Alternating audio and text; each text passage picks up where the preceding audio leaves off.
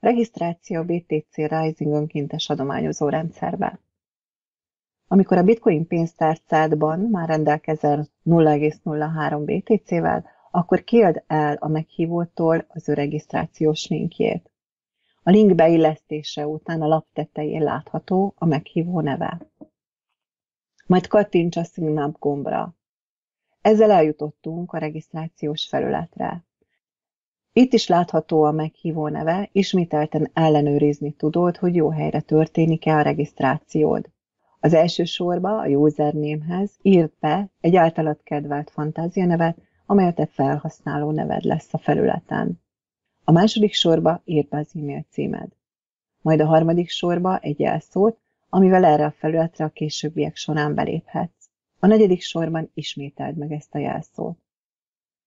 Az ötödik-hatodik sorban a keresztneved és a vezetékneved írhatod, vagy egy számodra szimpatikus fantázia névvel is regisztrálhatod magad. A hetedik sorban kiválasztod az országot. Nyolcadik sorban a telefonszámod megadhatod, ez sem kötelező.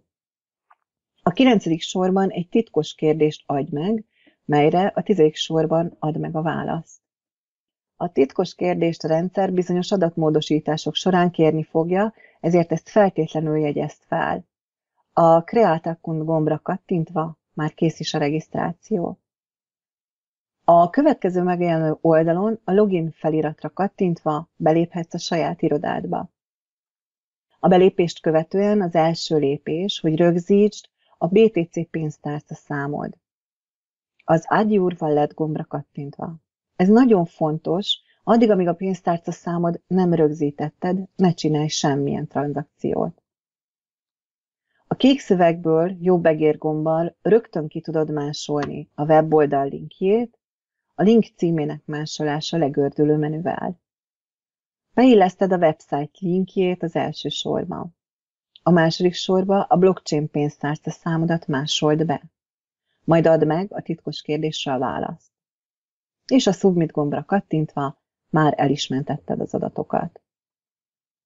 Ezzel a BTC Rising rendszerében rögzítetted a saját BTC pénztárca számod, hogy a későbbiekben fogadni tud az adományokat.